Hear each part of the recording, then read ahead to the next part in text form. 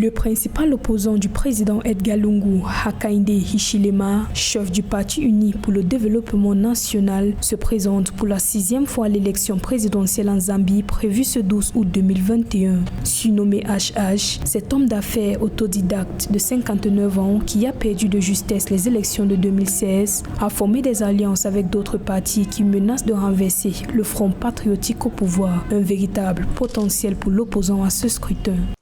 La Zambie aujourd'hui est à la croisée des chemins et le président Edgar Lungu le sait très bien que son mandat a été marqué par la corruption et bien souvent par la mauvaise gouvernance, et ce qui semble être aujourd'hui le terrain fertile pour l'opposant pour pouvoir déstabiliser le mandat et le régime de Edgar Lungu, car les failles de son mandat restent sur la question de la gouvernance. Et aujourd'hui, la jeunesse zambienne, en grande majorité dans les grandes villes, aspire un changement à travers ce scrutin. Donc voilà autant d'enjeux que nous pouvons détecter par rapport à ce scrutin du 12 août qui va opposer deux mondes, le monde essentiellement rural qui soutient encore Edgar Lungu, dont l'héritage politique vient notamment du mandat de Kenneth Kanda, et vous avez les grandes agglomérations qui soutiennent alors l'opposant Hichilema.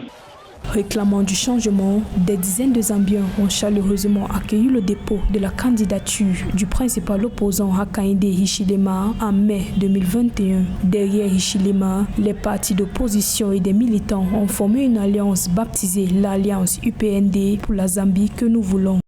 Dans la cartographie électorale, Edgar Lungu reste soutenu essentiellement par le monde rural, en dehors notamment des grandes capitales, des grandes zones urbaines où l'opposition est fortement présente, avec l'opposant Hakainde Hichilema qui est fortement présent dans ces grandes agglomérations. Et aujourd'hui, le contexte de cristallisation lié à la maladie à Covid-19, avec le déploiement de l'armée zambienne au niveau des différentes agglomérations de la Zambie, il est évident que cette cristallisation peut susciter un climat de méfiance et de peur, ce qui pourrait être favorable au président Edgar Lungu pour qu'il puisse négocier un deuxième mandat.